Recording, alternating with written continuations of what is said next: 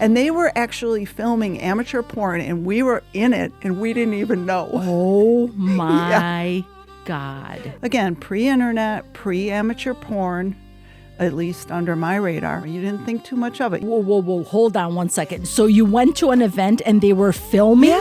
Yeah, but in those days, everyone had a video camera. I met a guy who called himself an orgasm control dom. So I'm like, okay. Then I'm like, you know what? I'm going to get back out there. And so I did, because I really missed kink. Like, you say this in such a way that it sounds like you've done this 100 times. Well, she's an expert, obviously. I'm kind of out of practice now. Unfortunately, I gotta get back in. Could you give us a sample of how you go through the induction? And all the way, very good. And just let your whole body relax. You're doing a wonderful job. What's up, sinners and saints? This is Boudoir After Dark. This is the podcast about sex, kink, desires, and all the things people whisper about but rarely ever say out loud. And we're constantly blown away by how many different ways humans experience pleasure, identity, intimacy, and power. We're here to ask the questions that sometimes people might be too afraid to ask, and then challenge the bullshit assumptions that we've all been taught. So if you're here to learn, unlearn, and maybe question a few things you thought you knew, welcome to Boudoir After Dark. Quick note before we get into it. This podcast is intended for mature audiences. We are not giving medical or legal advice. Or mental health advice or professional counseling. If you need personal help, please talk to a qualified professional. This episode is for education, storytelling, and entertainment. Let's get into it. Boudoir After Dark. This is me. Hey everyone, my name's Jason. I'm HIlda. And together we are Boudoir After Dark. And this is the Boudoir After Dark podcast. HIlda, how you doing? Good. Okay, that was fantastic. Years ago, when I was in college, we used to have these like free events come through. Okay. And one was a hypnotist. And of course, like, I want to go. Yes. I absolutely wanted to see people hypnotized, right? And I was with some of my best friends, and they're like, oh, you should get up there. You should get up there. And I was like, no. That sounds terrifying. Absolutely terrifying. Why was it terrifying? There's like 500 people in the audience. Oh, and you didn't want to be hypnotized in front of them? I don't want to be hypnotized in front of 500 people that I don't know and probably will know because it's college. Right? Yeah. So, of course, I go up there. Of course you do. And when I'm up on stage, I keep thinking like, nope, this isn't going to work. This isn't going to work. I do not like this. I do not like being up here. And sure enough. It worked? It worked. No. What did he do or what happened? He was very gentle about it. He walked through things like, what was really cool was it wasn't just the hypnosis and then the show. He walked through the science behind it, which was really neat. And it was like the power of suggestion. Okay. And I'm going to suggest this. And some people will do this. And sure enough, I did everything. That's it was so absolutely funny. Cool. Which brings me to the point of why I bring this up. Because in the studio with us, we have a guest today who is a hypnotist. And I am dying to ask about this, as well as your journey. Alibi, thank you so much for joining us today. You're very welcome. You're very welcome. This is exciting. I cannot wait to hear about this. I am dying to hear about this. So I would say before we jump into the hypnotism part of it, because I know that's a whole topic. Yes.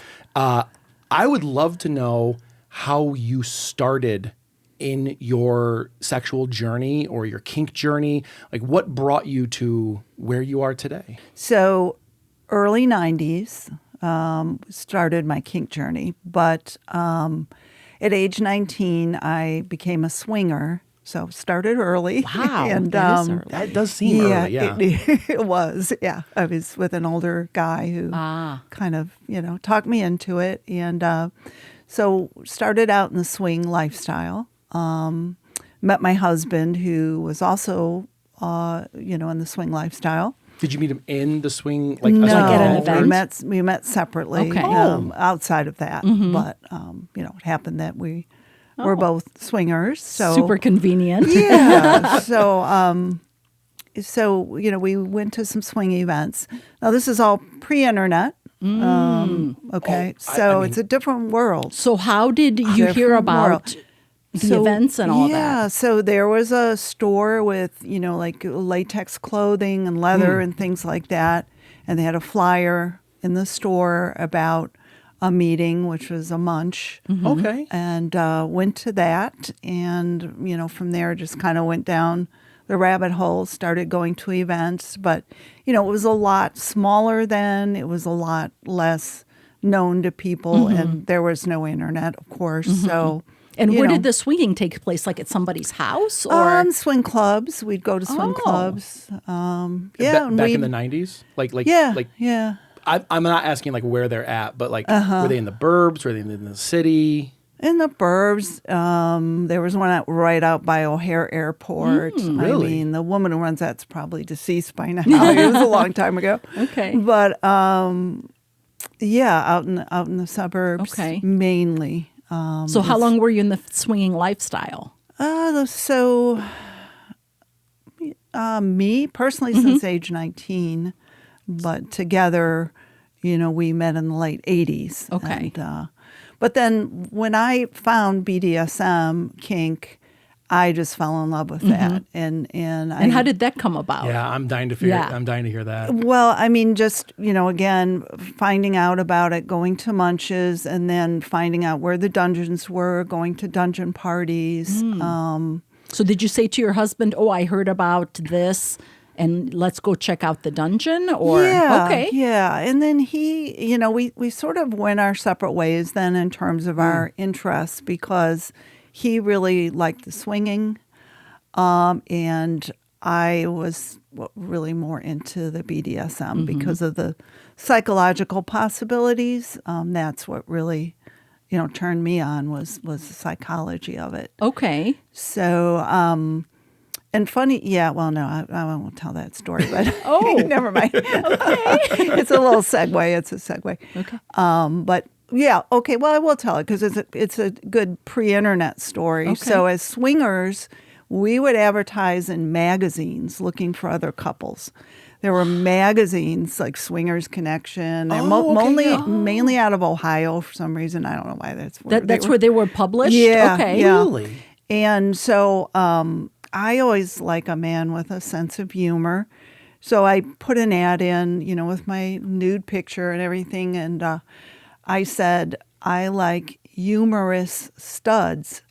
But they either changed it or made a typo and it became numerous studs. So, You were popular. Oh, isn't that funny? my. Yeah. So I feel like they did it on purpose, but maybe not. Oh, my. So what was. So we got into a group where these guys, it was a group of guys, and they're all doing gangbangs. Okay, so that was really not my thing, but I'd ride along. Sometimes we'd ride to like Ohio and Indiana and all these places, and I kept thinking, wow, they're really traveling a lot and doing stuff. Again, pre-internet, pre-amateur porn. At least under my radar, and they would always leave the lights on and they'd be filming. But back in those days, everyone had a video camera. You didn't think too much of it. Everyone had video cameras back then. Whoa, hold on one second. So you went to an event and they were filming? Yeah. But in those days, it's really hard to explain. But in those days, everyone had a video camera. Okay, because it wasn't a big deal because there was no internet, right? So you didn't think like somebody's going to see it in your hometown. Okay, correct. Makes sense. But we didn't know that the amateur porn business was starting back then. Yes. And they were actually filming amateur porn and we were in it and we didn't even know. Oh my God. So, now That's like and then. Lawsuit City right there. Oh, I know. I mean, at this point, but unbelievable. Wow. That we found out later that they were actually making amateur porn and we were in it. Have you tried looking for yourself now? Yeah, my husband found us on X Hamster. Now, I mean, kudos, celebrity. Hell yes. We haven't had a porn star. Yeah. Wow. But it's all kind of degraded, and it's called old school hotel room or something like that. Okay, take that note down. Yeah, I am so looking that up. I'm Out of sorry. respect, I won't. Yeah. Is it okay if I look it up? I mean, I don't Okay. know if you'll still Old something hotel like room. something like that. If you can still find Okay, it, but okay. I mean, I was like, oh God, I look gorgeous. You know what I mean? Because I was See? so young. And See, that's my Yeah. point. And yeah. we can talk about photography right now, Yeah. but Wow. But anyway, that's a segue. Oh but, my God, that's hysterical. that is yeah. funny. But What a we great story. really had no clue. We had no clue. Just because it was normal, it was like everyone was because just taping. everyone had video cameras, Yeah. and there was Hollywood porn, but there wasn't amateur porn. Wasn't a thing. It just didn't. So during and this it time was just period, coming out. Like I was a tape collector, and Okay. you'd send letters in for like letter Yes. groups, right? And it wasn't porn, but it was just like harder to find movies and things like that, and people would just trade tapes. Okay. And in one of my boxes, I got a home video. And I was like, this is amazing. I didn't know this existed. Right. And I took it as like someone was trying to get rid of it, or it was an accident. And even as like a younger person, I was like, I'm not sending this on in case it's someone else's mistake. Right. But yeah, no, you're right. Like funny. before porn became amateur, like before it became normal, Yeah. like those tapes didn't transverse the landscape. No. We just again, Wow. clueless. Fascinating. Okay. So then Yeah. did you have a conversation with your husband that I'm into BDSM, and like how did that all come about? Yeah, and so we, there were a couple dungeons in Chicago that still exist to this day in sort of different iterations. But We heard there's a lot of change that happened. but there's a couple dungeons. One is in the same place, but went to those, and my husband it just really wasn't his thing. He wanted to stick more with the swinging. And so we kind of tried to combine the two, and then once we started our family and everything, we kind of were doing more family stuff and just not as active. for time alone. Yeah, absolutely. Babysitters. There's many. I respect people who can keep going. I Right. wasn't really able to. I wasn't able to focus on two things like that at once. Yeah.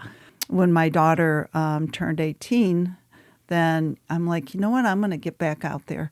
And so I did, because for I you. really missed kink. And so started as a sub, worked my way to the top, I like to say. So, Oh, I like that. So would you consider yourself a top now? I'm a switch, really, Okay. but Okay. probably do more topping at this point. Yeah. And so when you first got into it, was it like the normal, using air quotes for the people that, are not watching and they're listening, was Yeah. it like actual BDSM, like, flogging and things like that? Yeah. Okay. I mean, I was sort of on the periphery a bit, but it seemed like it was in those days a lot more, whips and chains and flogging and master slave and, sadism, masochism, bondage, discipline. It sounds more extreme. Yeah. Well, I feel like it was more focused on that,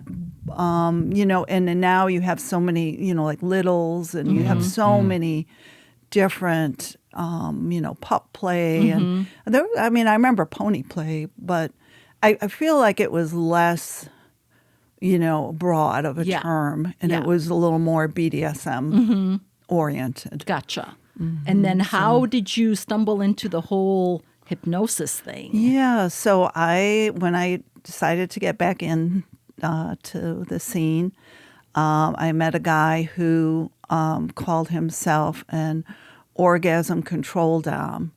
So I'm like, okay. And, Challenge accepted. Yeah, I think they're referred to as pleasure doms nowadays. Is that yes, right? Okay. yeah, but they may have not had. Well, I think they did have that term, but he that's what he called himself, Got it. orgasm control dom. Gotcha.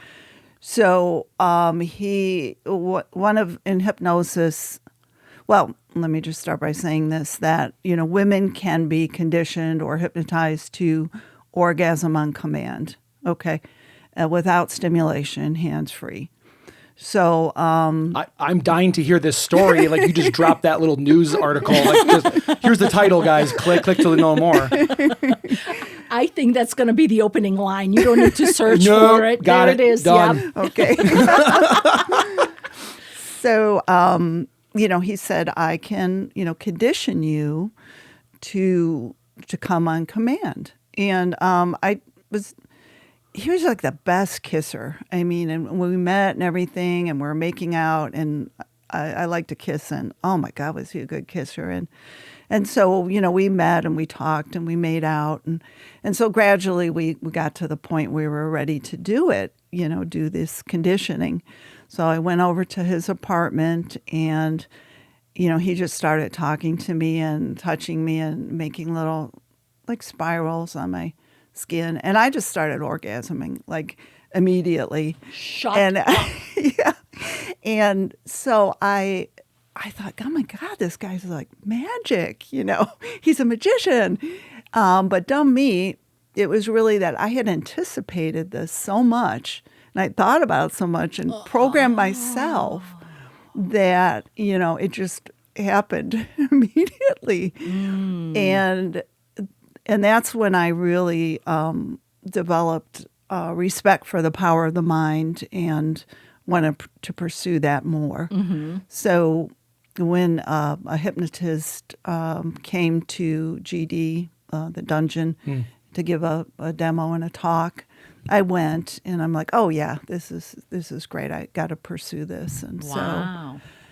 How did you end up pursuing it? Like what steps did you take? Well, I mean, in those days, like now we have a hypnosis group in Chicago. I was actually led it for a while. We have a hypnosis munch in Chicago. Oh, cool. Wow. So it's really a lot more accessible now. But back then, there were conventions across the country. Just for hypnotism? Mm-hmm. No kidding. Erotic and kinky hypnotism. So even more specified. Oh, yeah, just kinky hypnosis. That was the convention. Wow. So they used to have multiple conventions across the country and, went to those and took classes and et cetera. Would you consider yourself an expert? I think so. Okay. I mean, I know what I'm doing from, I started out again as a bottom and now more of a top. So you hypnotize other people to achieve orgasm, or do you hypnotize them for other reasons? That's just one thing you can do. I mean, with women, it's a lot easier than with men. Is it really? How come? Like, what's the psychology? Well, I mean, with men, you're ejaculating, whereas women, you can just, I mean, to me, it's almost like a G-spot or a vaginal orgasm, where you can feel like yourself contracting. But, for men, I don't know. I don't really know it just seems harder. But there are men that claim that they can orgasm, but usually they call it more of a mental orgasm. So whatever that means. Maybe because men need more stimulation to the... and also I think because it's linked with ejaculation. I mean, it's just the process is a little bit different, Right. I think. Right. But women usually can do it, with some practice. It just takes practice. Like, you say this in such a way that it sounds like you've done this 100 times. Like, it's like Well, Thursday. she's an expert, obviously. I'm kind of out of practice now, unfortunately. Oh. I gotta get back in. Okay. But I was really good at coming in without stimulation at one point, and like I had this dom, and he would just look at me a certain way, and I just like. Is this the same dom that introduced you, or a different No, dom? different. Okay. Okay. So, but yeah.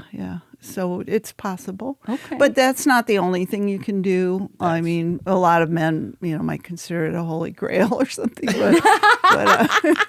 Well, I would say it's bragging rights if they could just look at you and you're like, I claim that bragging right. Yeah. So, but I mean, there's so many things you can do with it. Such as? People like to use it for kind of like transformation play. Let's say they want to, perhaps a crossdresser wants to be more feminine and feel more feminine. Okay. Get into that part of them. Let's say someone wants to do pup play, which is popular. So those are some things you can do. It's really good for power exchange, which I think probably you guys have talked about. But if you think about it and I say, I want to just control your mind where you're only listening to me, only my voice is going in your head, So you're really, kind of, making them feel like they're under your control. And When you said that, your tone changed a little Yes, bit. it did. And my ears perked up. I'm like, Yep, same oh. here. It felt very like Interesting. it felt like a cadence, yeah, like a yeah. rhythm that I was like, okay, I'm listening to them. I forgot to light the candle. I am so hypnotized with the conversation that I did too. Before we go down the rabbit hole of the plethora of things that you can do, can you explain to us what hypnotism actually is? Yeah. So, I mean, it's they have done, brain imaging studies where they have seen, changes or responses in the brain. So it is actually an actual thing that is happening. It is quite similar to meditation, but also they say that anyone pretty much can go into hypnosis. They say that we do it all the time, just sort of naturally. Oh. If we're daydreaming, if we're reading a really compelling book, if we're watching a movie. I mean, have you ever watched a scary movie where you're just so into it and then someone rings a doorbell and you jump a mile? Yeah. So it's really just often focused state of concentration. Gotcha. Usually, coupled with relaxation. So it's not any kind of magic at all. What did you feel when you went into hypnosis? I'm curious. It was like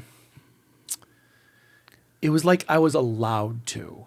It was like my own restraints that were holding me back, like the fear of going up on stage, the fear of, being silly in front of all these strangers. It was like, it's okay. You're allowed to be silly. You're allowed to do this. Like, if they judge you, they judge you. Like, I would say very much like meditation, where your brain just kind of clicks into a state of, this is okay. Not that this is right or wrong, right? But this is okay, and just go with the go with the river. Don't fight it. When you were hearing the suggestions, like you were only focused on him, like you weren't thinking about anything else, or were you? I did hear the audience like snicker and things like that. Like, you're very aware. I grew up as an athlete, and so something that me and my teammates would always talk about is like when you're in a sports event and you're so focused, the world blacks out. Yes. Yes. It feels like there's one spotlight on you, and like literally the world doesn't exist anymore. You're just in that thing. And it's such a weird state of mind to talk up to anyone who doesn't know what I'm talking about. But it literally feels like the world is just gone. And that's it's like a form of hypnotism, essentially. Yeah, you're so focused. Okay. And I mean, to me, when I go into trance myself, I feel that sort of, it's almost like tunnel vision or something, where you're, the rest of the world is shut. I mean, you hear things, you know where you are. Right. It's not like you have no idea where you are or anything, but you're really tunneled in and focused. I don't mean to get too woo-woo, but when I practice, when I, do my spirituality, that's where it gets. Not always, but when it does, it's like, oh, thank you. Yeah. Thank you for letting me slip into this nothingness and everything at the exact same time. Yeah. Because it allows the clutter to turn off, Yeah. right? Like the everyday noise is just Yeah. nice to take a break from that. Okay. So when you talk, when people talk about something like a cliche hypnotism, where it's like, we're going to make sure you stop smoking, you know, is that what it is? It's like literally like telling your brain to like, you can stop smoking, because the brain might be like, there's no way I can possibly ever stop smoking. Yeah. I mean, in terms of that, it's I mean, if you're receptive, I mean, on some level, you want to quit, right? Otherwise you wouldn't be there. You wouldn't be there. Okay.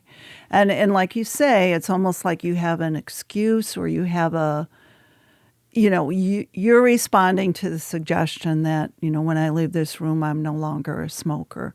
You know, that's all behind me.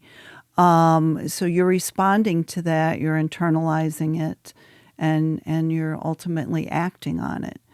So, you know, a lot of people, it has helped, you know, and it's, you know, who knows? I used to be a smoker, and I mean, I did not try hypnosis, but I tried so many different things to quit. And then finally something took, you know, going to a support group. Was that it? Was it the support group that helped? Yeah.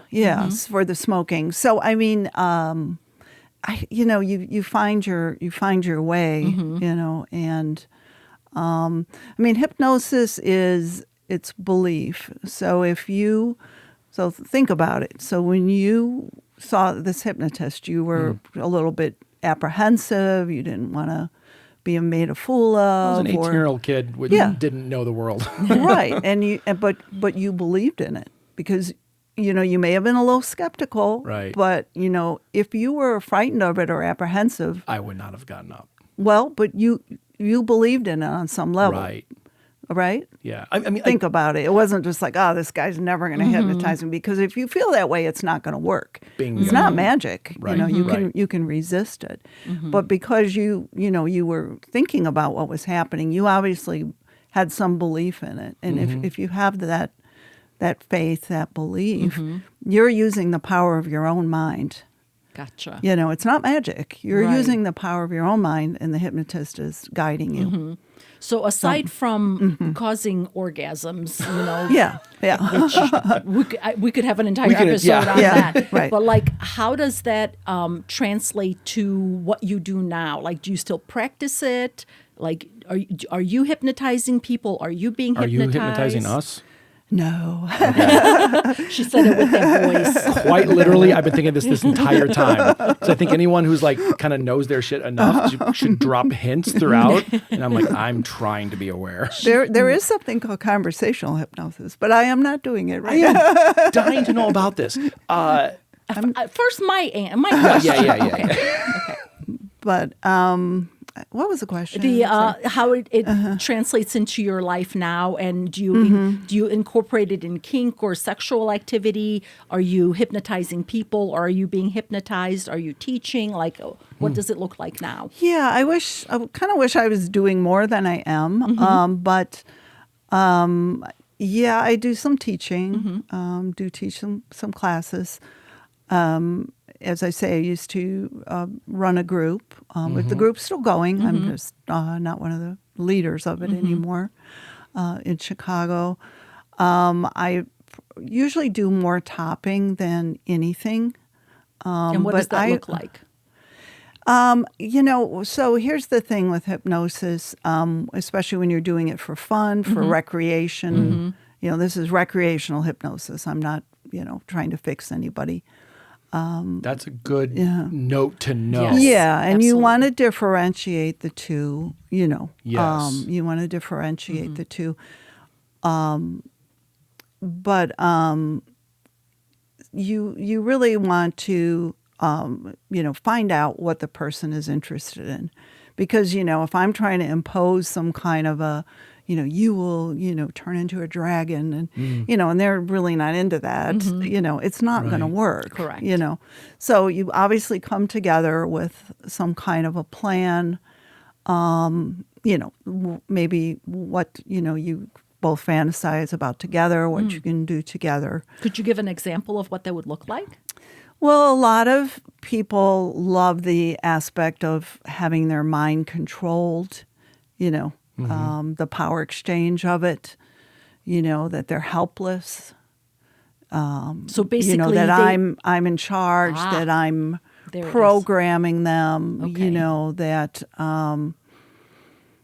things like that. The want to surrender is often common because, we're also stressed out, and hypnosis is a wonderful way to relax. And even if you don't turn into a dragon or whatever, it feels really good. Mm-hmm. It feels really good just to relax. Yeah. And so I find, a lot of people really just enjoy the state of relaxing, being in hypnosis. Mm-hmm. But since you're a top, then and you come to an agreement through negotiation. Yeah. So that could lead into some play, correct? Yes. Okay. So, but the difference is that you're controlling their actions. Yes. Okay. Yes. I mean, for the most part. Okay. For the most part. And that's, people wonder, what do you get out of it? Well, I do like to see, if I'm, talking about, you're walking through a door, you grab the doorknob, you're turning the handle, and then sometimes you'll see their hand moving or something like that, and because a lot of times they're not saying anything, they're just lying there. Yeah. So you don't always get the feedback. Okay. But it's exciting to see them respond Wow. to your suggestions, shall we say. Okay. But when you meet someone, you want to find out, have they had an experience with hypnosis? Because they might tell you, I noticed everything going dark around the edges, and, I felt like I was floating, or, they may use some different language. They may describe what happened to them. So then you want to take that. You want to work on that. So, I would start describing that to the person, because I already know what their experience is. So you want to interview them first if you can. That makes sense. And I if I'm on the phone, I'll take notes, and listen to their vocabulary, the words that they're choosing. Yep. So you're feeding it back to them. It's not like you're, scamming them or anything, but you're just connecting with them. You're speaking their language. You're speaking their language. Wow. And, that's fascinating. Yeah, so... I have a lot of questions. Yeah. I always assume that this is someone's first episode. They may not have watched anything before, before this. Yeah. They may not have dipped their toe into anything before this, we don't get to control someone else's journey. Except for you, apparently. You get to control their journey. Can you talk a little bit about what power exchange is? Just to explain to someone who might not know. Sure.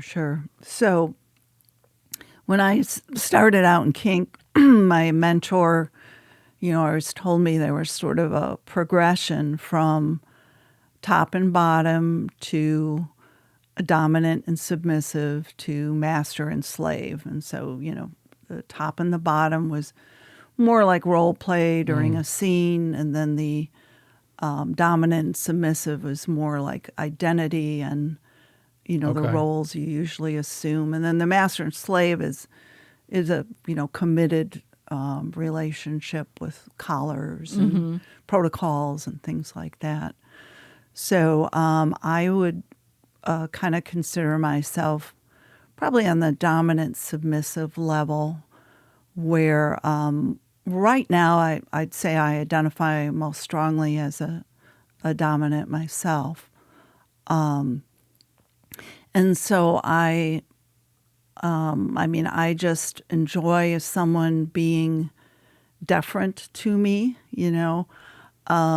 as a woman born in the 50s, it was a different world. And I remember when I was thinking about, moving from being a bottom or sub to being a dom, I mean, I didn't know what to do. I was like so awkward and But it was still appealing to you. it was appealing to Okay. me. But then once I started getting into it, I got this increased self-esteem and,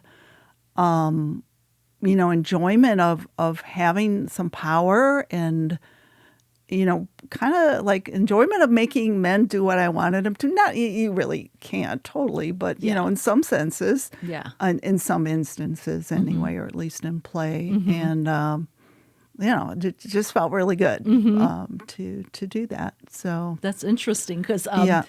Donna, she keeps inviting me to Femdom night. Yeah. Even though, Yeah. I don't think I'm into that, but I don't know. Yeah. But she said that it's not about being into it. She said Right. that the self-confidence you get from learning something like that. So I think I might just go just Yeah. so, Yeah. because a lot of times I do feel like, I'm kind of like meek in certain situations and I don't speak up for myself. And I've been doing better. Thank you for your encouragement. And, I'm trying to like find myself a little bit more when it comes to like being like the woman in charge type of situation. So I think going to classes like that will definitely help because I keep hearing that all the time, that it's not about the kink or the sex so much, Right. that just taking that outside into the real world. So you've had that experience, yeah, it seems like. yeah, Okay. it really kind of changed my outlook on things. Wow. And I mean, in my heart of hearts, I would say I definitely started as a sub, deep-seated fantasies in that regard since I was a child. I mean, that is my core, of terms of fantasies and things I would do in my youth and all kinds of stuff there. But, but people evolve, and so I feel like I can be both. But the femdom definitely gives you a sense of confidence that I didn't have before. Can I, and feel free to say no, but like you said something about deep-seated fantasies as a child, like you knew something was early on, like, because I'm fascinated by where this kink starts for people. So what happened in your childhood? Like what kind of fantasy did you have? Well, I mean, my favorite game at recess was boys chase the girls and they tackle you and hold you down. And I mean, I love that. And, I don't think I consider it sexual at that age. Right. But looking back now. Or we'd have, boys tie the girls to the telephone pole. And, The names of the games are very descriptive. well, that's what I'm calling them. But stuff like that. And I loved it. I mean, I could hardly wait till it happened again. And, again, you don't think in sexual terms at that age. It was just games. It was fun games that you enjoyed. Deep-seated. Which And are fun games you like playing now. Yeah. Yeah, exactly. And I will say then, as I got older, I mean, there were a lot of things I did in my, late teens to early 20s that were fairly dangerous, because I was seeking out like rough sex. I was seeking out being forced to do stuff. And, but I didn't know anything about kink or any kink scene or anything like that. So I was just meeting, people. And, I got myself into some kind of dangerous situations. So, once I found kink, it was good. Not that everyone in kink is great and, Right. but It's in a more controlled environment. It's a more controlled environment, and because you can, go down some dangerous paths there, trying to seek out something that you want. So, Wow. Speaking with that in mind, you mentioned that you grew up in the 50s, or you were born in the 50s. Yeah. Which immediately my mind started going to, you are building through feminism. It wasn't until, 1986 that a woman could own a credit card without a husband's signature. Isn't that insane? It's fucking insane. Beyond insane. It's just unbelievable. But when you actually see the dates of when things started to change for women, it's shocking how close it is. Crazy. Yeah. You couldn't own a business until the 90s. Like, that's ridiculous. So anyway, sorry. I know. This is a whole thing. It's unbelievable. Yeah. But owning your womanhood, owning who you are as a human being, I would love to hear a little bit about that journey. But it's like, hey, I'm a human. I'm worth taking up space, finding that confidence, finding that strength. How did that evolve over time? Well, I feel like I was always, I always could get. I was always sexy. I don't know. Damn right. Own Good it, for you. Yes. I And, mean, I can't wait to see your porn. Let's be honest. Yeah. But so I always felt like I could, make a man respond to me, but the ability to turn that around and control that instead of being more of a victim, instead of being, like Me Too and all the stuff that we went through, Right. Like just recently in the scope of things. and that we just thought was normal and normal Yes. part of being a woman and accepting it as well. That's the way it is. Being able to sort of turn that around and have more control was a great thing for me. And do you currently, do you have your husband still, correct? Yeah. And then you have other partners that you play with? Are you poly? I have some regular play partners. Okay. Yeah. And then you are top to them, correct? You are dominant over them? One person I'm playing with, I'm not a top. Because you're a switch. Yeah. Yeah, I'm Gotcha. a switch. How many partners do you have? Right now, like 3 regular ones. Okay. Okay. Yeah. So keeps you busy. I'm Yeah, sure. it does. It does. Yeah. You were mentioning that you can do a power exchange through hypnosis, but and you touched on marginalized play. The type of play that you said wasn't really available, like normalized when you were younger. But so do you think that marginalized play like puppy play, pony play, pet play in general, or things like that, littles, do you think people need hypnosis or maybe want hypnosis in order so they can allow themselves? I think it's a good adjunct or a good thing to incorporate if the person is into that. I mean, it's a great way to use hypnosis or a great way for them to enhance their experience. Do I think it's necessary? No. That I agree with. I'm just wondering, like, how many people out there are just questioning their own passions. Maybe they were brought up in a household where that was demonized, and or the horrible other aspects in life. Trauma leads to trauma, and unless you fix it, which is another thing I would love to get into. By the way, through hypnosis, have you seen? Because you said like when you you interview someone. Is trauma something you bring up in that interview? I mean, I try to avoid trauma. I mean, I am actually certified in therapeutic hypnosis, but this is recreational hypnosis. So Gotcha. I'm not really crossing boundaries there. Okay. I'm not trying to help them with their trauma. Got Although, interestingly enough, I will say, I've done like hypnosis one-on-one at like a tapas event, You can do that at a tapas event? Well, it's hard because there's a lot of extraneous noise, and you need time frame. And you need time, yeah. And so it kind of works. I have done it, but I find a lot of people come in really wanting a boost in their confidence, or they want. I'm going to this party tonight and I'm really nervous. How can I, and so a lot of people come in and really are not looking for something kinky or sexual per se. Okay. And I mean, that's something I can work with, just like, working with something like that, giving them a little self-trigger perhaps that they can use. I don't feel like that's looking into their past or their trauma. I don't really go down that road because that's all can of worms. Right. And I don't, regression and all. I don't really. That was going to be my question. I mean, I guess if I'm doing play with littles, I've never done that, but I try to really avoid regressing because people have some dark stuff in their childhood, and you just don't know what you might trigger, and so that right there. I don't. So is that part of your questionnaire? Well, like That's when it. you ask, like, is there something I should avoid? Yes, you Okay. do. That is one of the questions you ask. Yeah. You definitely.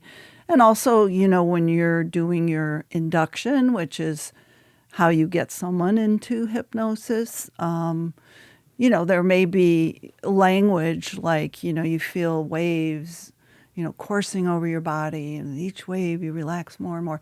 They may be terrified of water or something like that. Right. So you want to, make sure there are no phobias that you might. So then you would use activate. a different way of saying. Yeah. Okay, you interesting. would use a different way. What I thought of immediately is like listening to everyone's kink story and like seeing all the fascinating things at the dungeon.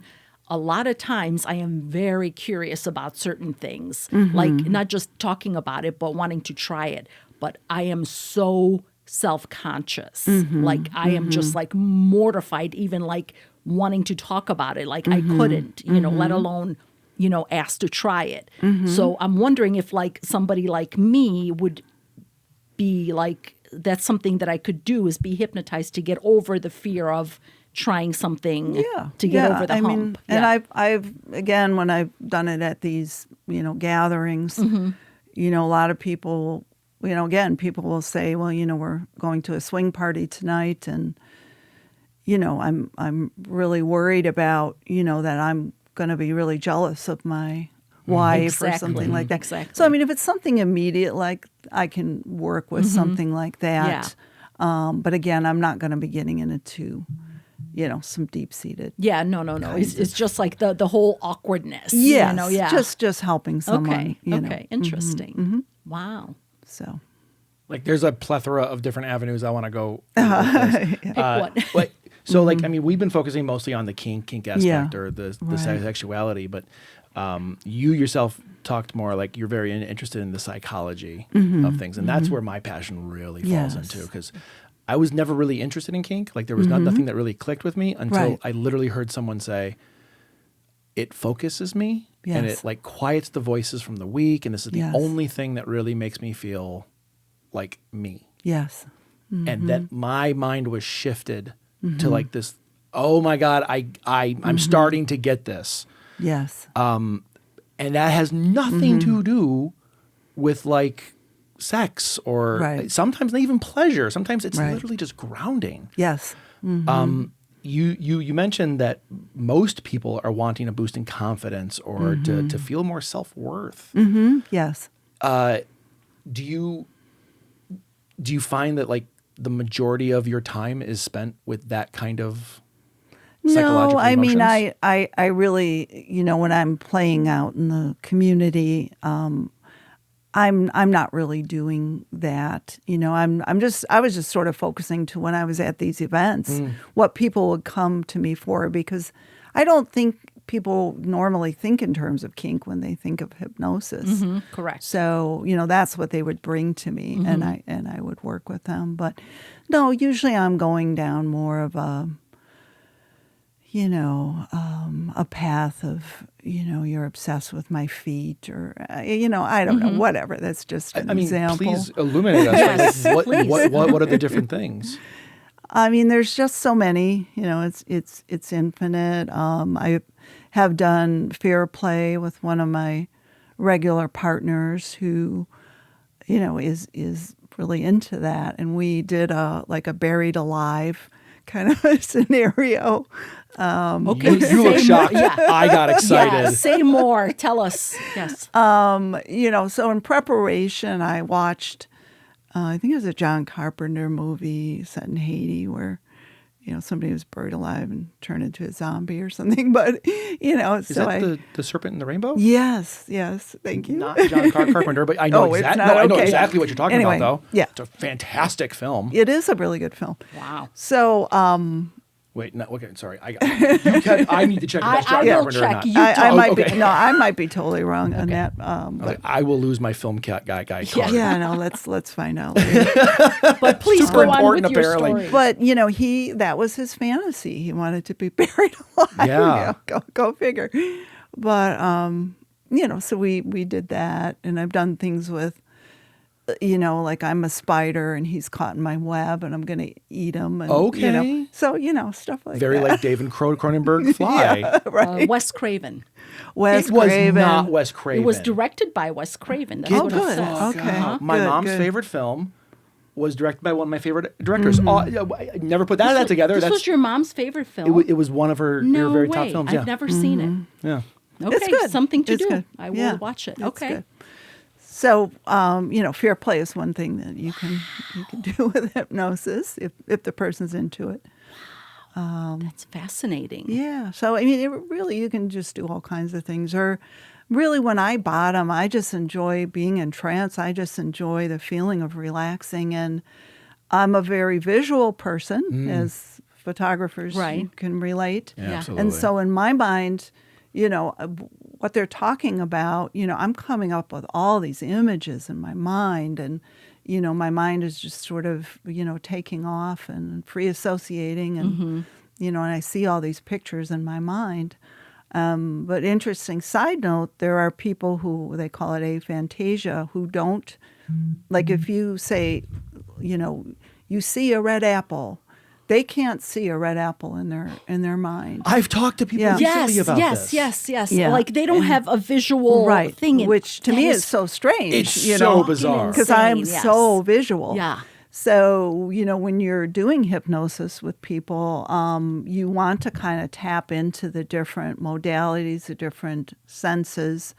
They may be very auditory, and you can describe them, walking down a dark street and their feet are echoing and on the pavement. And, so you can go all kinds of directions with it. But if they have an aphantasia, which some people don't even know they have it because it's just the way their brain works, then you might not want to use language like, you see a figure in the distance. You might want to say, imagine a figure in the distance, pretend there's a figure in the distance, or, so you might want to avoid language that like see, because they were like, I don't see anything. That's such a simple little Yeah, change, yeah. but fundamentally different. Right. Interesting. Right. Wow. So you're, anyway, it's fascinating stuff. So, you can, I've always just enjoyed learning about it and finding out more about how the mind works. So I think everyone goes through phases of what they like, regardless of what it is. Yeah. You might be into coffee today, but I'm really into tea tomorrow. What if some of your favorite things to make people do or to get them to experience through hypnosis have been over the time? I love to see people just physically respond to my suggestions. So you've been doing this a while. Yes. You're an expert at it. I'm sorry. That's the coolest thing to hear, by the way. What is your bucket list of items that you haven't done yet that you really want to? In terms of general kink, or To be honest, I was hoping for hypnosis, but I All of I it. want Yes. I want your Make bucket a list. list. Yeah. well, I'd like to be held captive for a day. Physically? Yeah, like chained up. Another movie reference, Black Snake Moan. Hell yeah. Okay. Like me. literally that. As soon as you say the movie, I'm like, I understand everything you're going for. Did you just find your fear play partner? I'm just We're gonna talk. okay.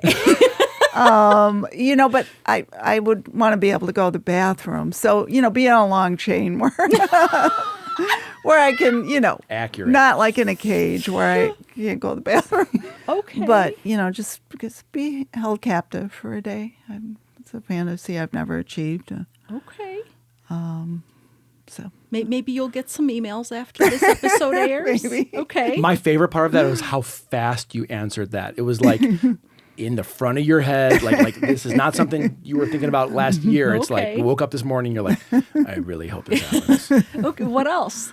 well, I've done religious play. Now that's kind of fun. I am not really religious myself, or nor was I raised in a religious household, but I'd like to do it again where I had a disciple, someone who who worshipped me, and I was their guru, their God figure. Wow, love So I get that. that. Yeah. Okay. That's, talk about power. No It's- kidding. Okay. so that was a lot of fun. Wow. So well, that's a couple. Okay. Okay. Like I like that there's more in the chamber too. You're like, I'm not going to let them out, but know that there's more. Okay. You mentioned that you teach. What kind of classes? Like what are your classes like? I've taught Hypno 101, so talking about the basics of hypnosis, what it is, some easy ways to get started. What is the definition? What is an induction, which is the way you get a person into a trance state. What are some common things you can do with hypnosis? Do you still teach that? Yeah, every a couple times a year or something like that if someone asks me to. Okay. Oh, it's And like a one-on-one thing? No, it's in front of a group. Oh, okay. Yeah, I do get really nervous doing public speaking, so The irony there is yeah, Maybe palpable. somebody should hypnotize you to get over it. I'm just saying. exactly. Yeah. So I love, more of when it turns into more of an informal discussion and it's less formal. Gotcha. And I feel real good about that. I will have a presentation coming up, not till November, but it'll be at LRA.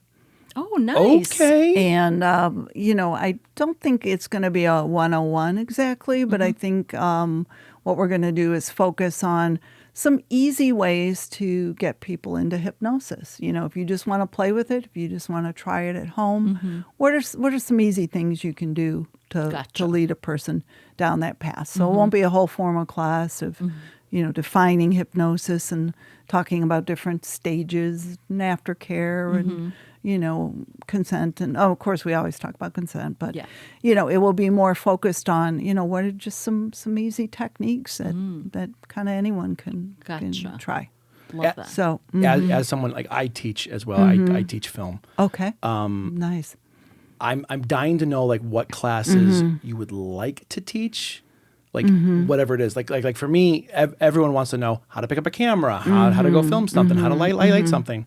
But I love film theory. I like the stuff that gets inside your head. Like why does things work? And most people don't want to hear about that unless you're super into it. Yeah, I would. But I will talk about that for hours and hours and hours and hours. And you have. And I would enjoy that. It is absolutely fascinating. Like when he taught me about color theory and film, I was like, oh my God, that's why it's blue and yellow, and that's why it's I red love and color. green. Yeah.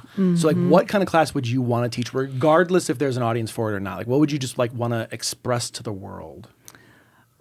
In terms of the hypnosis, I think this one coming up might be something really fun to see if people really can, because sometimes I feel like I'm blabbing on, and there's just too much theory maybe, or too much, Never enough. too much lecturing. And so, kind of boiling it down to some nuts and bolts where, Okay. it's just more accessible to people, where they don't think, oh, wow, that's a lot, Gotcha. So trying to refine things a little bit. Interesting. Because I'm sure whoever is really interested, they will like look for teachers and explore. Okay. And if somebody would want to take one-on-one lessons from you, would you be okay with that? Oh, sure. Okay. Yeah. Okay. And I have been a mentor and to one person at least. Okay. So, Okay. That's really cool. Yeah. That's really Yeah. fascinating. You might get more. Good. Yeah. No, that's fun. I think something that keeps coming up in my mind is scenarios like the movie Office Space, where a guy goes into a hypnotherapist to change his outlook on life. He's very depressed. And in the middle of the hypnosis, the hypnotherapist dies, and the main character is stuck in this mindset. I would dare say that's probably a fear for a lot of people, that they don't want their brain chemistry or thought process changed. Like what does that look like in reality, and what can or cannot happen? Yeah, that's a great question. You cannot get stuck in hypnosis, although, you can be pretty groggy. For me, I started playing with people over the phone. Okay. That's how you started? Yeah. No kidding. Yeah, over the phone. And I think to me that was so freeing because, well, a lot of guys want you to have your camera on so they can, tell you to take your clothes off visual. and whatever. But Yeah. Sorry. well, also, sorry for... they want you to do stuff that they want you to take your clothes off and, whatever. yeah. To do more stuff. But I did play with a guy who I trusted, and trust is a big factor when it comes to hypnosis. I would imagine so. Because you're playing with someone's mind. Mm-hmm. But I was so deep, because I was just listening to the voice. I was not on camera, so I did not have to worry about how do I look, is my mouth gaping open? Yeah. Am I, just looking, you just don't worry as much. It's just the audio. And so I was so relaxed and so deep. And then, my family came home unexpectedly and, rang the doorbell and everything. And so there was I was not awakened. I was not guided out of hypnosis. I was just like, boom, God. I was out. And I was so groggy, I just greeted my family, and then I'm like, you know what? I'm not feeling well. I'm just going to lie back down. I just, kind of made that up. But I mean, I was really groggy. I was not stuck in hypnosis, but yeah, I was pretty groggy. So you can get pretty knocked out from it, especially if you're really, But you can just snap out of it without any major side effects. Yeah. Okay. Right. The way, so I'm sorry. Go ahead. Yeah, but groggy. The word groggy makes me feel like when you're interrupted of REM, like REM sleep. Yeah. In the middle of not it. the band. I was loving listening to this song, and then someone turned it off, and now I feel groggy. No, it's like when you wake up in the middle of the night, and everything's kind of like, hey, like you can't really decipher what's real and what's mental. It takes you a while to kind of. Is that what you're talking about? Yeah. I mean, Holy it just shit. takes you a little while to wake back up. So usually when you do have someone in hypnosis, usually, you want to guide them out a little bit, now. Because it goes to like different part of the brain. Is that it? Like, I don't know about all that, but you're just so relaxed. Okay. I don't, know how the brain is exactly working. Gotcha. But, it just takes you a while to wake up if you're really. So you gently really want to like guide them out of it. Gently guide them out, and Is that gentle guide out similar to aftercare? no, aftercare would be sort of separate. And Okay. for hypnosis, what I do is definitely let the person have a little time to reintegrate. Yeah. Because usually they'll just be lying there, okay, time to get up, go home now. No, they usually kind of want to lie there and like, oh, wow, I was really relaxed. Or, Okay. And so you can do more with aftercare, but, the bottom line is you definitely need to give them some time to reintegrate. The other thing is, with hypnosis is valuable to get some feedback from them in terms of like what worked and what didn't. Yeah. Because then when you play with them again, you're going to want to capitalize on what you learned and use what helped them or what worked for them. I think that's great advice, not just for hypnosis, but any kind of play. Yeah. Absolutely. But, you don't want to grill them right away. I mean, that's a good point because, in one of our other businesses, when we do a video shoot for a company, we like to go out afterwards for dinner and sit down and go, okay, what did we do right? What did we do wrong? Yeah. How do we do that better? Yeah. It's great to get feedback.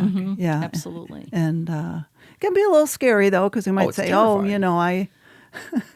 I didn't really respond to anything you said, or Yeah. But it's good to learn, and so once you feel more confident with it, you get over that, and you just want to get feedback. When you were talking about being groggy and kind of having like the haze of reality, I've tried marijuana. I've tried stuff. Yeah. I'm not a fan. Okay. Of really anything. Okay. Give me ice water. I'm happy as hell. Coffee, I'm fine. Everybody's different. But like when I've been high, that's what it feels like. It feels like I don't like this. I can't control this. That like I don't know if I'm awake. I don't know if this is really happening. I don't know how long this is going to take. I'm wondering if like, you know, I don't want to discuss trauma, but like at what point in the play or the hypnosis in general, like, do you see that happening and then you're like, oh shit, I need to fix this? Or is that something you just let it ride out because it'll eventually dissipate? Well, one thing you can do is empower people. I mean, because a lot of people think, well, I'm not going to be able to control myself. There's nothing I can do, you know. So you want to give them agency, you know. So when you're doing the hypnosis, you know, you want to say, you know, now at any point, you know, you're able to speak up. You can, if you don't feel like speaking, you can raise your hand and I'll stop. And, you know, so, you know, make sure you have a safe word, you know, just the things you do with normal kink play. I also sometimes, especially if it's a new person that I don't know, well, you know, before the session's open, I'll say, you know, nothing will be stuck permanently in your mind unless it's something you'd like to take with you. And if it's something that you enjoy and has been helpful to you, by all means, you know, take that with you. But if there's something you want to leave behind you, leave it right here. And you have that power, you know, so you want to let them know that. And that gives them, they feel so much better, like they're not scared. Like I just felt that right now. Like literally, like you said the word empowered and I was like, okay, that's really awesome. And the way you just said that, was you just gave me the total power to choose. Right. And just a little side note, Jason, when she was talking about feeling groggy, is that when the hypnosis was unexpectedly interrupted. Right. So Yes. that won't that's what I happen mean. like all the time. But what if it is? Yes. Okay. Like you're talking about tapas. You can't control the environment. Or let's say you're at a club and someone just shouts in the background. Gotcha. Yeah. That shit could fuck someone's little that makes moment up. Yeah, you can snap out of it. I mean, I was doing it at a dungeon and some guy was like screaming and bellowing and, you know, I really couldn't stay hypnotized. I mean, it just was it's too disturbing. You know, it's a natural response. You hear someone screaming in pain, you know, I mean, it's a dungeon, but still, this guy was like, "Rah!" You know, it just was like, I couldn't stay him. I mean, I just kept snapping out. You know? No wonder. I was saying, if you stayed, kudos to that. Yeah, time. no kidding. Yeah. Wow. So I do have a question. So it seems like when you do your hypnosis, you being a top or a dom, they're most of the time in a, like laying or sitting or something like that. Is there ever a time where they're actually doing stuff physically? Yes. Okay. You can have them do stuff. Yeah. And what would that look like? You know, you can just say, you know, you'll be able to stand up now and your balance will be perfectly fine and you'll be able to move, you know, just as you normally would. And, you know, and I just like you to, one thing I like to play with is mirrors, and I might have them walk over if there's a mirror and, you know, you look at yourself in the mirror and you're just looking, you know, wonderful and, you know, touch yourself or I don't know, whatever, know, different stuff. And so they can, you know, move around. I find personally if I'm bottoming, I stay in hypnosis better if I'm lying down. And Gotcha. You know, it's just easier. That's your preference. Okay. Yeah, if I'm the bottom. But sure, you can have people, you know, do different things. And, you know, especially if you establish a rapport with them and you've been playing with them a while. Gotcha. You know? The safety trust factor. Okay. Yeah. So Like, I really want to know, like, what that list is of what, like, you've made people do. Well, one time I played with a frequent partner and we, I mean, this is not a great trigger because in the summer it's kind of a risky one. But yeah, we talked about cicadas and like every time, you know, the buzzing would happen, you know, there would be arousal and things like that. And This past year alone. Remember when it was like the double cicada thing? Oh, that person was having a good old time. Right. Just walking to 7-Eleven like, ah. So, all kinds of fun things. That's but, so funny. I love that. That one is like, anyone out there, Alibi's copywriting that for your movie or book. Like that's hers. Cicada. Wow. Oh my God. Wow. I kind of want to make that movie. That's awesome. But what else besides cicada arousal? Because, oh my God, I'm going to get stuck on that Okay, for a long cicada time. arousal is not a good name for a movie. But I would kind of watch it. We'll workshop it, but Okay. yeah. Well, I mean, as a bottom, now I've had fun with doll play, where I was turned into like a kind of a mindless Barbie, Okay. and I could feel like my body kind of becoming like hard plastic, and Really? my brain just, yeah, Wow. and just feeling your brain kind of filling in with hard plastic. And Whoa. Talk about grounding. That's fascinating. so that was cool for me. What kind of things did you experience as a doll aside from feeling plastic? Just being used, as a doll, you're a plaything, you're kind of an object to be touched and just played with. So And at that point, is your top actually touching you? I think he was. I don't remember exactly. I Wow, mainly okay. remember just feeling like a piece of plastic. Which, if you were plastic, you might not feel it. That's true. Oh, right. As soon as you started saying plastic, I was like, oh, this could go in a wild amount of ways, but one of them is like regression of feeling. That is wild. Yeah, that was cool. Not regression of feeling. Oh, sorry. Devoid of feeling. Devoid. Yeah, Sorry. I know what you meant. Yeah. Sometimes, ironically, I feel like even though it's kinky hypnosis or erotic hypnosis, I often find that sometimes too much of the sexual stuff kind of tips me out, when I'm bottoming. Right. So I almost like the feeling like a piece of plastic. I kind of enjoy that more than, I'm going to build you up to an orgasm. Okay. Because it takes you out of reality, so you're Yeah, more in the moment. I like when my imagination kicks in, and I'm using my imagination. It's just fun. It's like a fun escape, like you're a kid again, Love And that. that's one of my favorite things about hypnosis is The escapism. Wow. Using your imagination. Okay.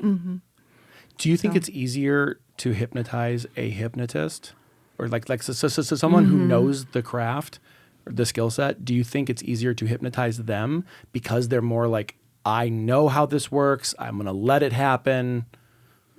Yeah, it just depends on the person. And I mean, some people say, I'll never bottom. So then I wouldn't bother. If someone is not into it or resistant to it, I mean, you have to meet them halfway. Yeah, Right. right. I mean, Obviously. what fun would that be? I mean, I know some people like the challenge. I got shit to do. I don't want another job. Either Yeah. get on board or get off. Yeah. Yeah, I That's mean, funny. I want someone to be enjoying it and meeting me. Right. Because otherwise it's no fun for me. But, it is kind of weird because, they're probably analyzing your techniques. Yeah. However, if they're an experienced hypnobottom, I mean, honestly, you can like just snap your fingers and they'll go into trance because they know how to do it, So That is so wild to think about. So a lot of times if you're hypnotizing someone, you want to set up a reentry trigger. So, I want to say, now when we play in the future again, if you're ready and when it's appropriate and if you'd like to, when I touch your forehead and say sleep, you'll be able to go into hypnosis because you remember what it's like. And so, you set up, a trigger for them.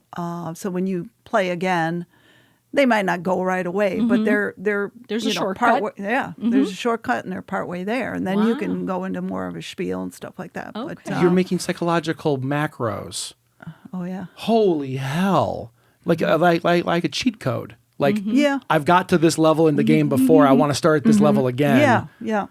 That's so insane. Yeah, so there's all kinds of tricks of the trade, That's fascinating. So you mentioned earlier that you would like to do more of this. You would like more play partners. Yes. Would Yeah. you be open to somebody contacting you? Sure, And if so, sure. how would they reach you? Sure. Well, the best way to reach me is on FetLife. I do have 2 profiles. Alibi_Jane is my personal profile. And then I'm also a kinky photographer. So I have a photography profile. And that is Lamouge Photo. So it's spelled LAMOUGE photo, all one word. And that's also a FetLife profile. Cool. Thank you for for spelling me. it out. Yeah. So when we do the audio versions, I really appreciate that. Okay. Hopefully And- you have a lot of new friends that you're going to entertain. Yeah, I hope so. Is I it? hope so. Are you looking for something specific where, like, for instance, someone who may not be too familiar with things, they might not know how to reach out to someone. And that's something that when we first got into kink, it was like, what's a munch? Yeah. You know, like we had no idea. Yeah. So is there something out there? Is there something that you'd be like, okay, I would love to work with this, and this, not excluding anybody else, but just like, you know, hey, Are you looking for bottoms or? yeah, Oh, okay. like, Yeah. yeah. Yeah, either bottoms or tops. Yeah, I'd like to do more hypnoplay. I do have a regular partner, but you know, he's not always available, and it'd be nice. It's good to work with other people, and you know, everyone's different. Do you have a preference for male, female? I mean, usually, I would call myself pansexual. I mean, I'm really open to, you know, all kinds of different folks, but you know, my main orientation is towards men, and where I feel most comfortable. Gotcha. I would say. Okay. But women, yeah, I'd work with a woman. Okay. That'd be fun. Okay. I really just want you to tell stories all day. I want you to start your own podcast just so I can like sit and just listen to all your stories. And you got to use that voice, like Okay, so Yeah. real quick, the Yeah. voice. The voice beat was hypnotic. That was the dumbest Oh my word I God. could have. I'm sorry. I'm sorry. Yeah. I heard myself as soon as but I said like it. both of us, like we Yeah. tuned in immediately. So Yeah. is that on purpose? Of course. Okay. Well, I mean, yeah. Yeah. So a lot of people develop a, you know, hypnotic voice, as they call it. And usually it's a slow, soothing type of voice.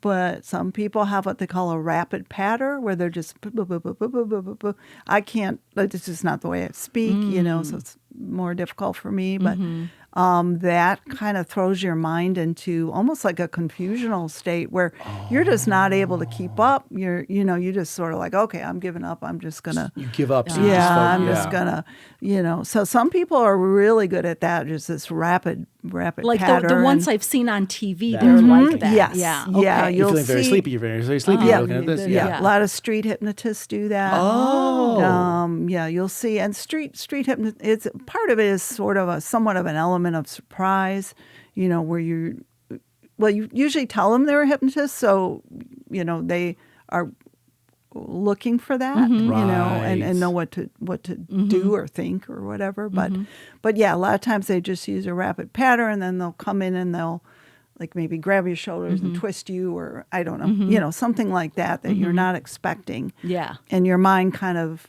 was like, what's going on? And you kind of surrender, if it works. So I'm Yeah. dying to ask this, and please feel Yeah. free to say no. Could you give us a sample of how you set someone up? Go through the the not introduction, the induction. Yeah. So, I mean, usually what I would do is have someone take some deep breaths, breathing in and out, All right. deep breaths. Do you want me to be Yeah, the guinea absolutely, pig? I do. Okay. Yeah. Should I close my eyes? If you'd like, if you'd feel more comfortable. Okay. I may have you open them a little bit later. Okay. I'd like you to take some deep breaths, in and out. And we know that stimulates the vagal response. It's naturally relaxing. Taking some slow, deep breaths and breathing out all the stresses and worries of the day, just letting those go, just breathing in and out very slowly, very peacefully. And now what I'd like you to do is open your eyes for me And just follow my hand all the way up, only with your eyes. Don't move your head, just all the way up, and close your eyes all the way down. Letting those eyes relax, just letting the little muscles around the eyes relax, just letting yourself just go, and your jaw feels loose and relaxed, and slack, and your shoulders are relaxing now. And just feel your buttocks just relaxing into that chair, sinking down, and your feet into the floor. And now opening your eyes for me again, following my fingers all the way up, and letting your eyes close down, all the way down, just letting your eyes close. And one more time, following my hand all the way up and down. Now just let those eyes stay closed. Just let them feel heavy. And just let yourself feel nice and relaxed. Very good. And just breathing deeply for me now. Just imagining yourself walking down a path, and at the end of the path there's a big door. I don't know if it's made out of metal or wood or what that door looks like. But I'd like you to reach out now and grab the handle of that door and pull it open. And go through the door now, and on the other side there's a beautiful meadow. And the sun is beaming down on your skin. You feel it, just a perfect temperature. It feels so good. Just warming you. You don't need any kind of special clothes on. You just feel so good, nice and warm and relaxed out in that sun. And there's a big tree in the distance. And you look up at that tree, and there's one leaf all the way at the top. It's about ready to fall off, and you just look up at that leaf, and all of a sudden it's floating down. It's come loose from the tree, and it's swirling back and forth, going down closer to the ground. Just watch that leaf swirl back and forth, back and forth, back and forth as you go deeper into hypnosis. And then when it touches down, you'll be deeply into hypnosis for me now. And all the way, very good. And just let your whole body relax. You're doing a wonderful job. Very good. Very good.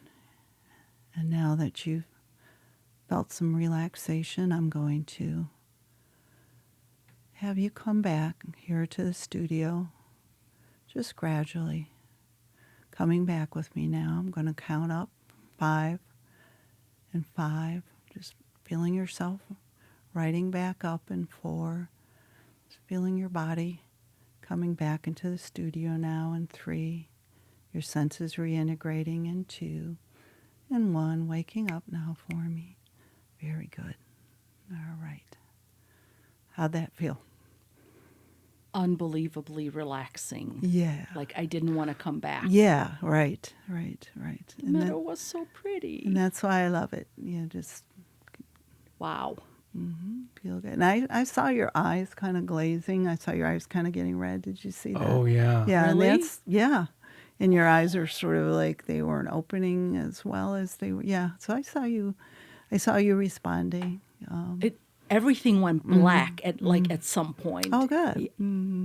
Considering how bright the lights are, Yeah. holy shit. I want more. It feels good, doesn't it? Oh my God, yes. For 3 easy payments of $99.95. Oh my God. Oh, wow. Yeah, it's just a nice way to relax and de-stress. Oh my God. Yeah. I actually feel lighter a little bit. Like Good. my headspace is like, I had a headache and now it's like floating away. It's kind of weird. Good. She knows what she's doing. Yeah. And I often I obviously couldn't touch you, but I do use touch if a person gives you permission.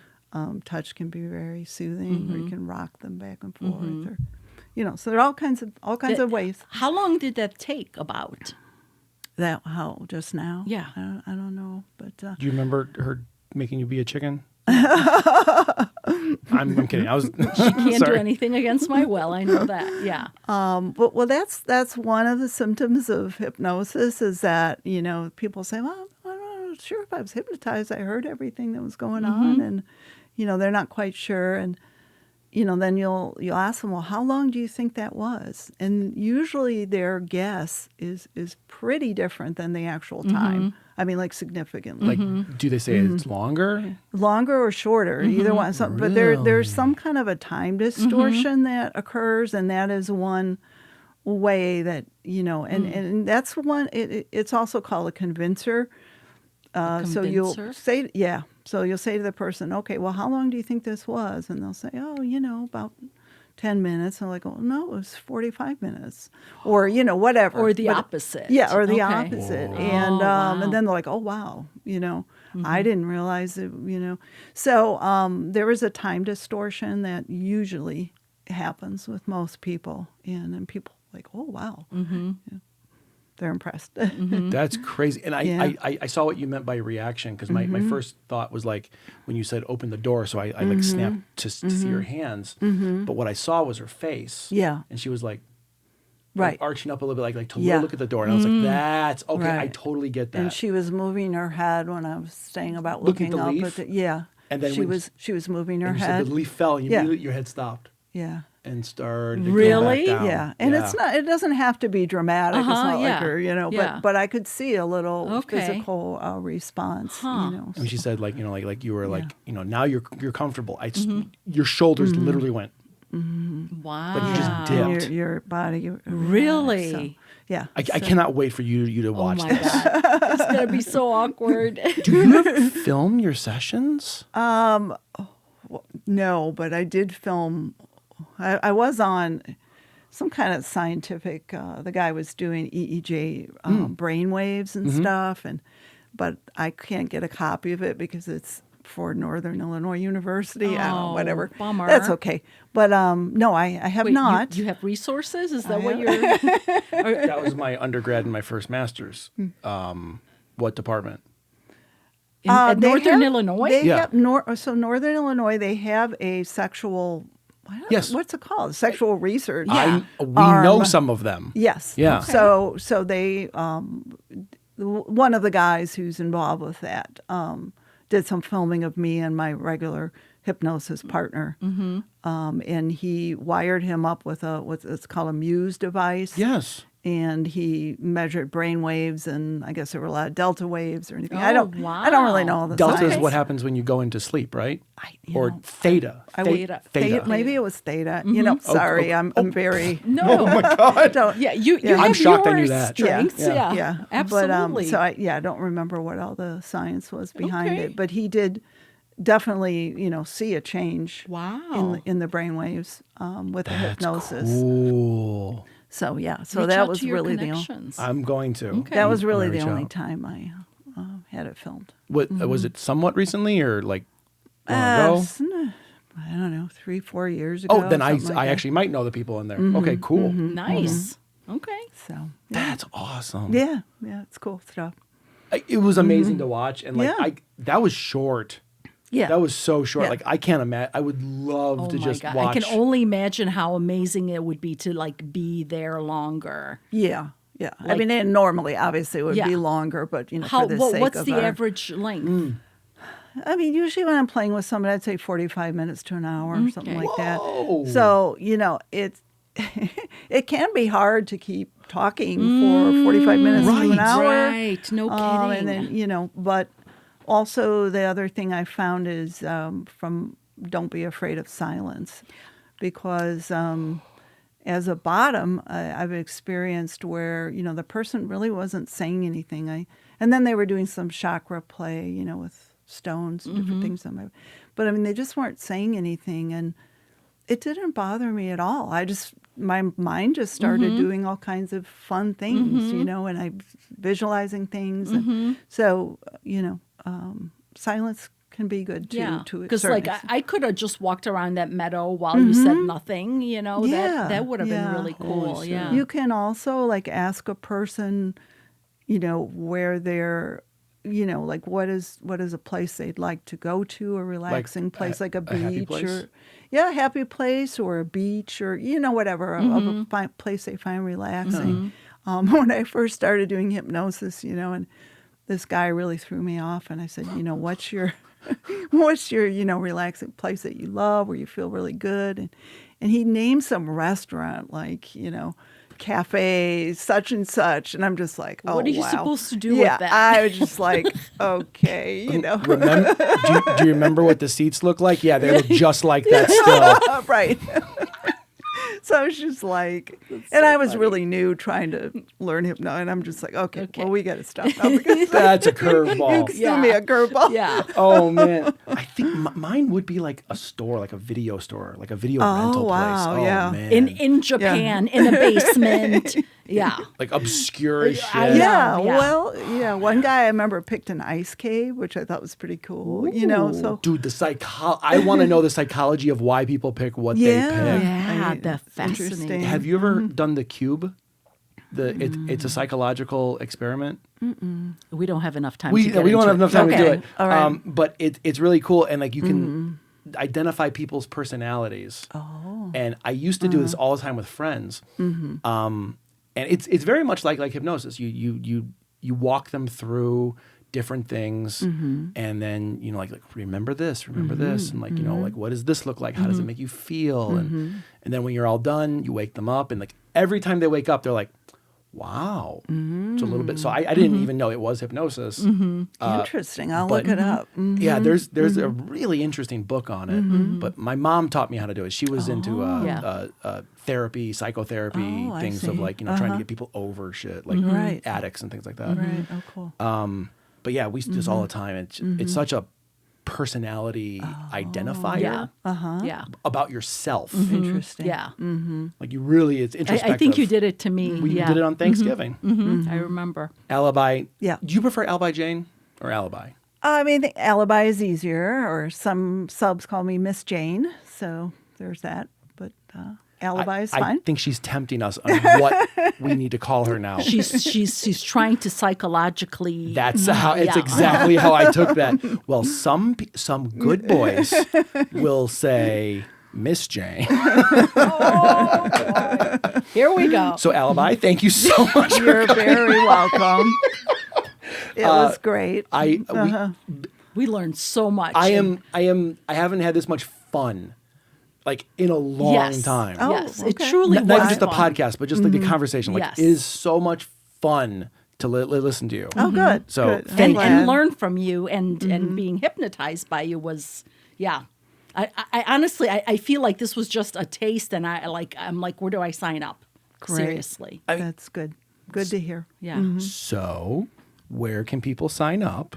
She already said it, but Yeah. she'll say But it you'll again. say it again I'll say because it again. now it's like, Okay. well, now I say, want say it in that voice. Sure. So you can contact me, and my name on FetLife is Alibi Jane, Alibi, ALIBI _Jane. You know how to spell Jane. And I also have a photo profile. I'm also a kinky photographer, and that's Lamouge, LAMOUGE, photo, all one word. And that's also FetLife. Envision yourself going to your computer now, reaching out to her, And actually doing it. and actually doing it. Yeah. I not only to get you more people, but like I legitimately hope you get to meet new people through this. Thank you. Yep. Thank And then you. We'll I have hope you so, back too. so you could talk about your new fun Yes. life partners that you What found. happened. That's Absolutely. exciting. You're doing a class in November. Correct. Which by the time this episode be airs, November. it might be. Oh, okay. So then we'll link that. We will link it Okay. once we have the more information At from it. LRA Dungeon. At LRA LRA Dungeon Yep. in Chicago. Correct. All right. Alibi, thank you. Thank you so Unbelievably much. so much. Okay, good. Yeah, All right. Jason, like That I've went never well. seen his face light up as many times. Well, like good. that was went well. crazy. Yeah. Yeah. You know, you always wonder, what the hell am I going to talk about? Oh no. Well, that's a wrap. You can find out more of our work, our art, and everything bad at boudoirafterdark.com. Stay curious. Stay unapologetic. Stay bad. You are my toy. The Boudoir After Dark podcast is brought to you by Boudoir After Dark, creating photo and video art for the unapologetically erotic. The podcast is produced by Jason Osterkamp, Hilda Burke, and Donna Van. Music by Temple of Hunger.